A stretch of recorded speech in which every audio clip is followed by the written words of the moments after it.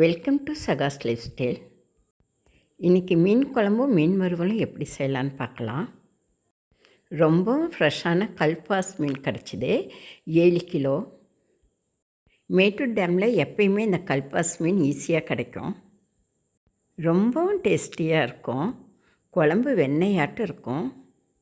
உப்பும் லெமனும் போட்டு நல்லா கழுவி எடுத்து வச்சாச்சு. குழம்புக்கு தனியாகவும் வறுவலுக்கு தனியாகவும். ஃபஸ்ட்டு குழம்பு எப்படி வைக்கலான்னு பார்க்கலாம் வாங்க. கடாயை வச்சு நல்லெண்ணெய் 2 ஸ்பூன் ஊற்றிக்கலாம். மீன் குழம்புக்கு எப்பவும் நல்லெண்ணெய் ஊற்றினா ரொம்பவும் டேஸ்டியாக இருக்கும். எண்ணெய் நல்லா காஞ்சிருச்சு. சின்ன வெங்காயம் 1/4 கிலோ அளவுக்கு உரித்து கழுவி எடுத்து வச்சுருக்கேன்.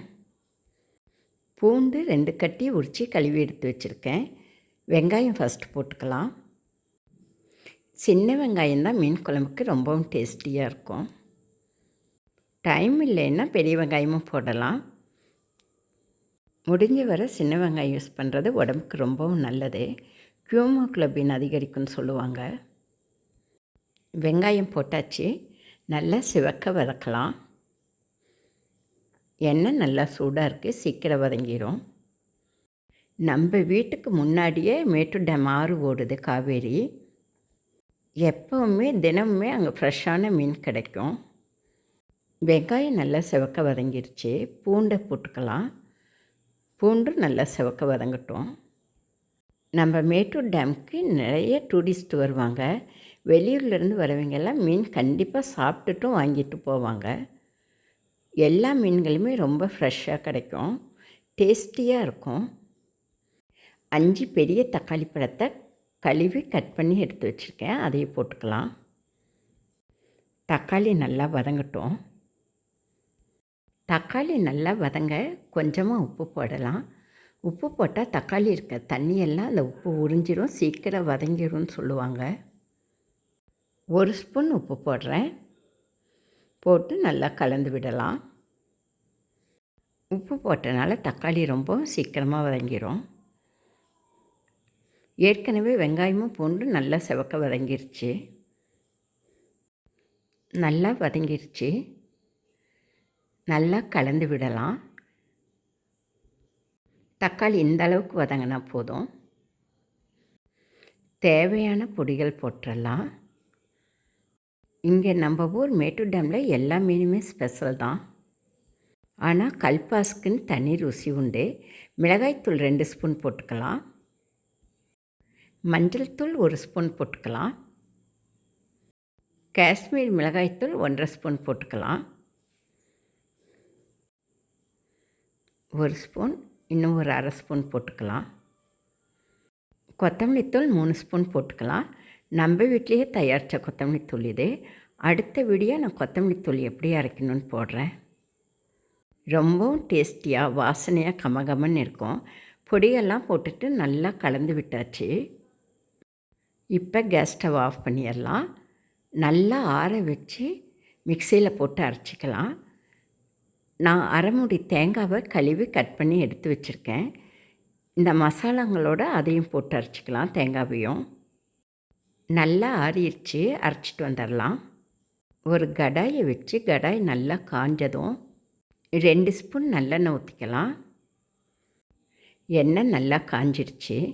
வெந்தயம் 1 ஸ்பூன் போட்டுக்கலாம்.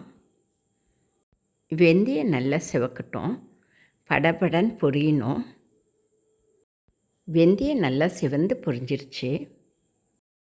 15 சின்ன வெங்காயத்தை கழுவி கட் பண்ணி எடுத்து வச்சுருக்கேன். அதோட ஒரு கொத்து கருவேப்பிலையும் போட்டுடலாம். நல்லா சிவக்க வதங்கட்டும். மீன் குழம்பு வைக்கிறப்ப அகலமான அடி கனமான பாத்திரத்தை வச்சா ரொம்ப நல்லது.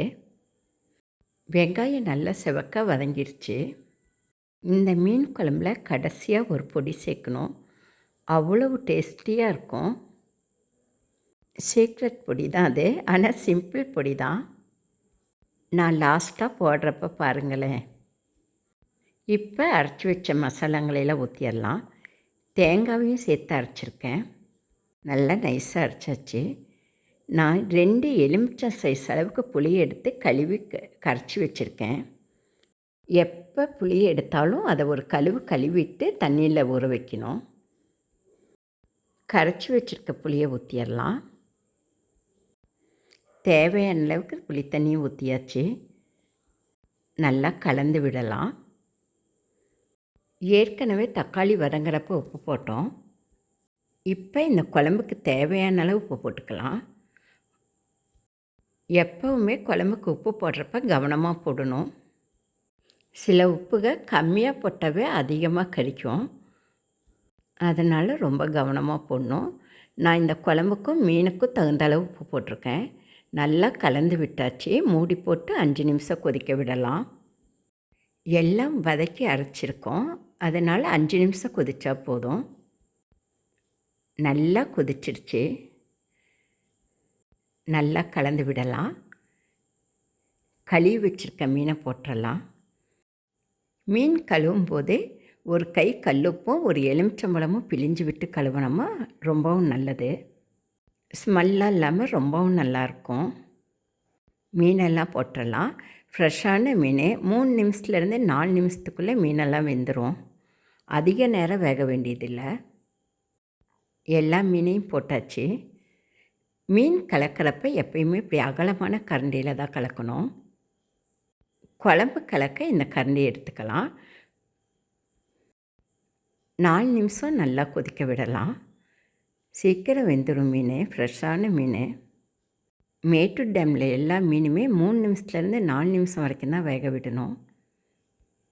அதிக நேரமானால் மீன்கள் உடஞ்சிரும். மூடி போட்டு ஒரு 2 நிமிஷம் விடலாம். மீன் வெந்திருக்கும். எடுத்து பார்க்கலாம்.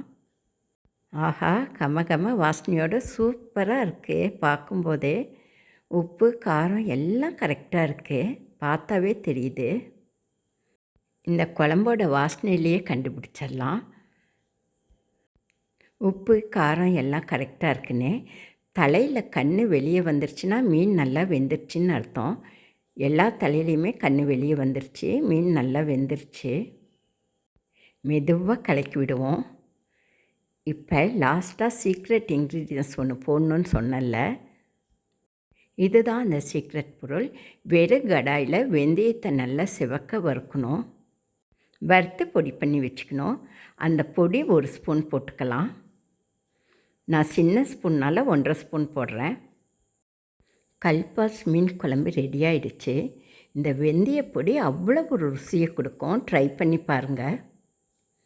எல்லா மீன் குழம்புல புளிக்குழம்புல எல்லாம் வெந்தய பொடியை கடைசியாக போட்டு இறக்கலாம். அவ்வளோ ஒரு டேஸ்டியாக இருக்கும். வாசனையில் நம்ம ஊரே மணக்கும். அவ்வளோ ஒரு ருசியாகவும் டேஸ்டியாகவும் இருக்கும். ட்ரை பண்ணி பாருங்கள். யார் சாப்பிட்டாலும் நம்மளை புகழ்ந்து தள்ளுவாங்க ஆஹோ ஓஹோன்னு. நிஜமாகவே அவ்வளோ ருசியாக இருக்கும். மீன் நல்லா வெந்துருச்சு. 4 நிமிஷத்தில் நல்லா கலந்து விடலாம் மெதுவாக.